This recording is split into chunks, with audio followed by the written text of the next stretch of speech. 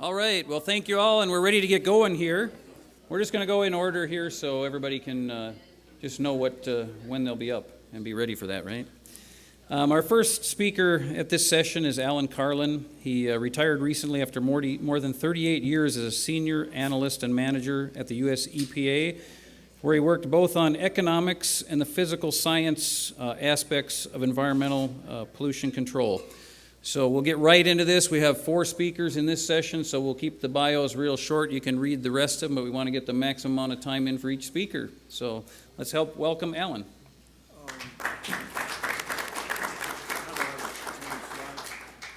you just press the space bar. Yep.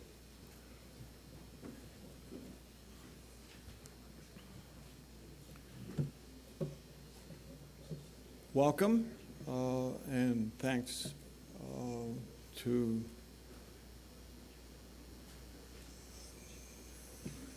for the invitation to speak here. I'm proposing to cover 2 topics. One is the major changes that have occurred in EPA in the last year and a half.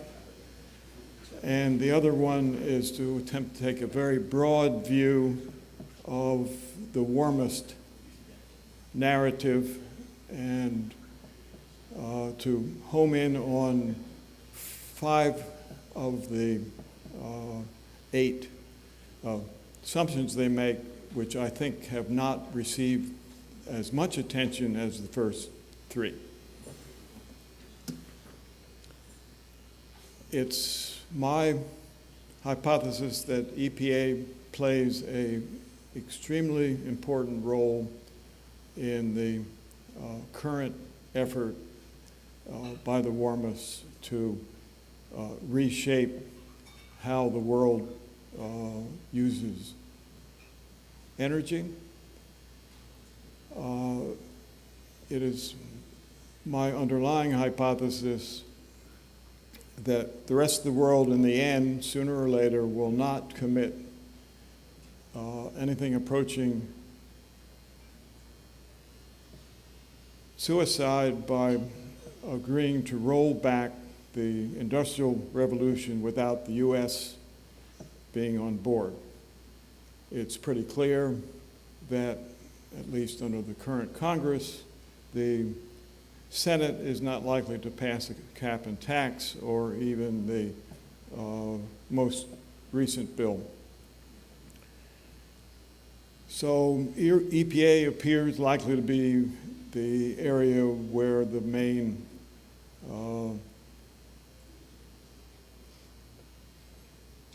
fight is going to occur, both in the U.S.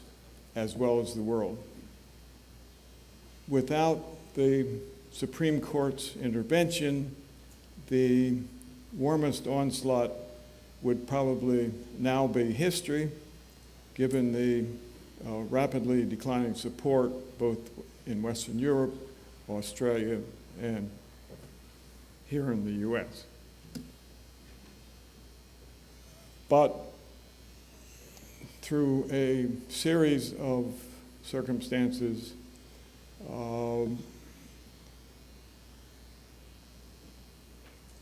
not only has EPA accumulated a great deal of regulatory power over its almost 40 years,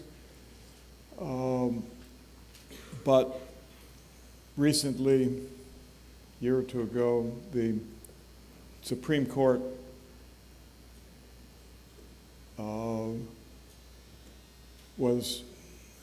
took the step of managing to give it even more. Namely, it has conferred on it a reinterpretation of the Clean Air Act, which allows it to regulate greenhouse gases, it now appears. When I heard of all this, which was early last year, I was immediately of the view that EPA's role was crucial and although I couldn't probably influence what the new administration was going to do, it was worth at least some effort. The Clean Air Act is a much less than ideal means for regulating greenhouse gases, and this will hopefully create future legal problems for EPA. It is my view that the Obama administration will not give up this lone area of leverage through fiat regulation by EPA, perhaps because it is completely committed to the world warmist effort and will do almost anything to keep from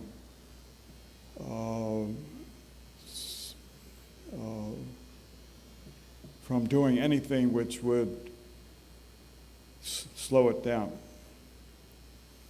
It also seems to me that they are taking a very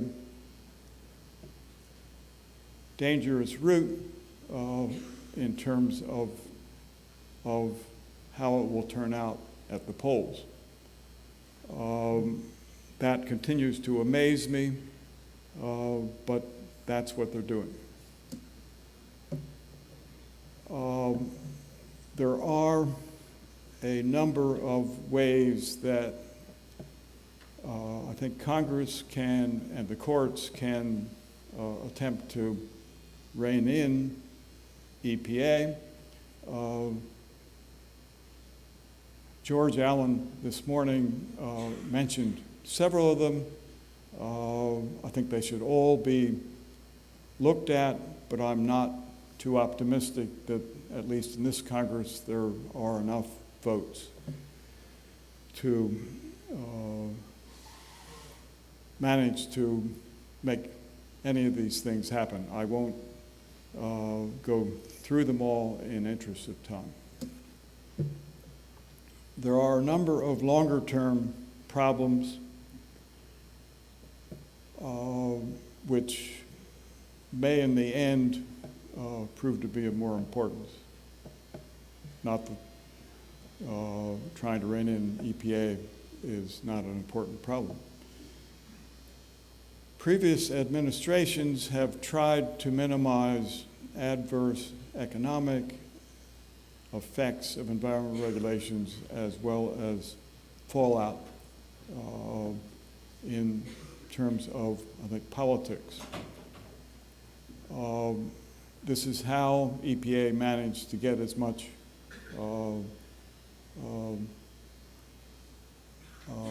power and influence as it did, in my opinion, because it was easier for Congress to say, well, we'll just leave it to the administration, but no one foresaw that EPA would be, and the administration would be taken over by the far left in terms of the environment.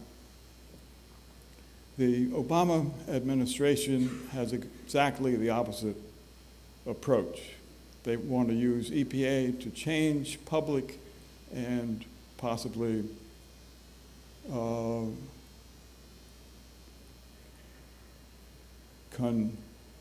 congressional behavior regardless of the cost.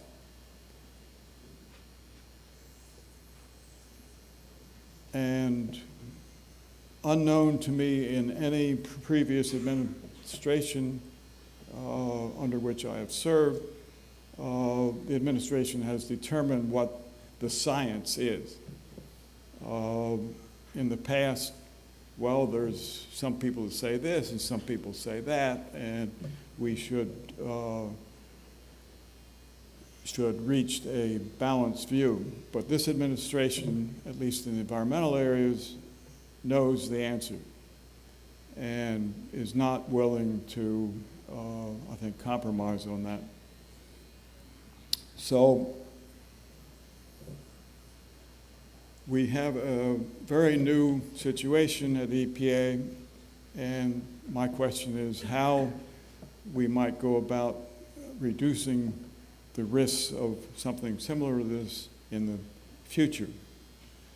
It is my view that there is nothing that's going to stop the current administration from using bad science if it continues to insist on doing so.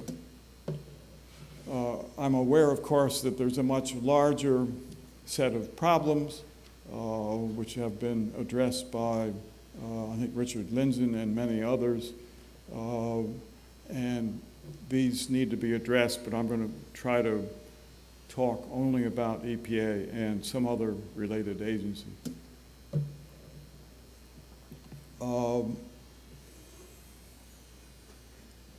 Up until now, I don't think it ever entered anybody's mind that it might be a good idea to try to insulate EPA from direct control by the current administration. But there are other regulatory agencies where that is the case, and I'm wondering whether that might be useful here too. At the very least, I think that Congress must insist that EPA carry out independent analyses and not rely on outside assessments, in this case, the UN. It is my view that there is a need to remove the strong financial and other incentives for EPA managers and other senior civil service employees to follow what the administration wants. It's not widely known, but in the last administration, the management of EPA has obtained quite direct control over exactly how much the senior managers and also the senior analysts are paid year by year. This is on top of all the other quite direct controls that they have. It is further my view that although some of the acts under which EPA operates do require that EPA go back and look at what they've done and to assess whether the regulations are reasonable or need to be revised, that's not true of a number of important acts and subsections thereof. And we need to, I think, require that. Finally, dealing only with EPA here, I fear that EPA has lost sight of the most important aspect of the scientific method, which is that science needs to be based on observable reality, not on peer review. What we have in this case is that there are enough warmists in the world, in the scientific world, that you can get a favorable peer review for almost anything that is written on that side. So I don't think it proves whether the ideas being reviewed are good or bad. It's just one one point of view.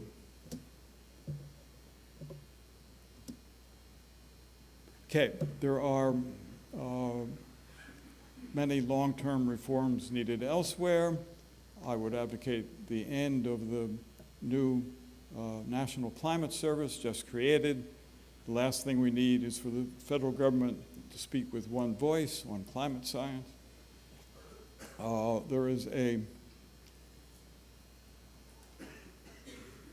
There needs to be a split of responsibility for, I think, gathering and analyzing climate data to reduce between that activity and its interpretation in order to reduce the temptation of one influencing the other. My view is that we need to get government out of the choice of, that is, government at the federal level and at the state legislative level, out of deciding which particular type of energy choices should be made. I'm going to skip more rapidly. One of the reasons I think we got ourselves into this mess is that most of the money is coming from the federal government, and R&D decisions have been somewhat, I think, captured by a particular viewpoint, and somehow we have to avoid that in the years to come. That's going to be very difficult. And furthermore, I would advocate that if it's possible to do it, that the U.S. not fund the UN for climate change efforts or EPA.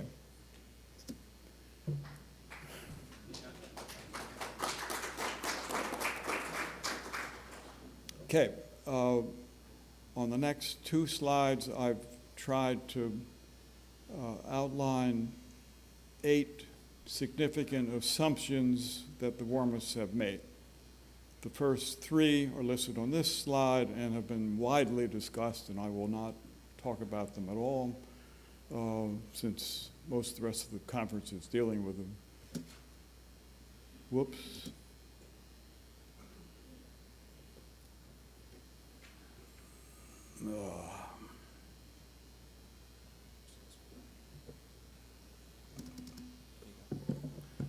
If you know how to make this. Where was it? Oh, it's right here. Too big, right. There. Maybe I hit the wrong button. But there are 5, according to my count, even more dubious assumptions that the warmists have made, and which most of the skeptics have ignored, not completely.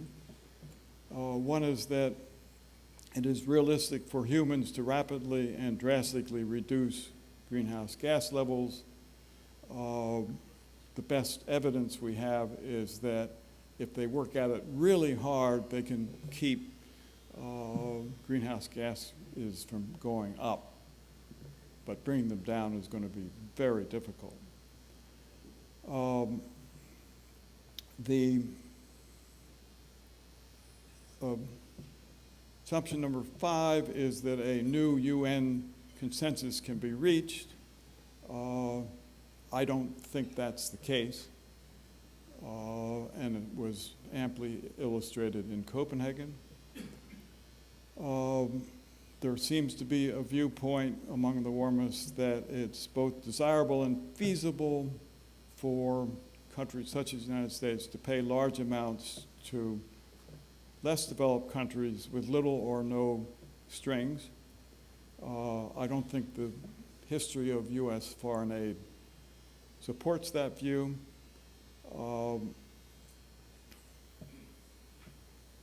There seems to be a view that if a new consensus should be reached, that the countries that sign on to it would actually implement what they agreed to do. This certainly is not the history of Kyoto. And finally, the most daring assumption is that if all the things they advocate were to take place, that it would reduce global warming so as to avoid a 2% increase in temperatures. As has been widely discussed, there is extreme uncertainty as to the climate sensitivity factors. Climate models are extremely inaccurate, and it's impossible, given current models and assumptions, to reach any such conclusions. Thank you very much. You can find more information on my website.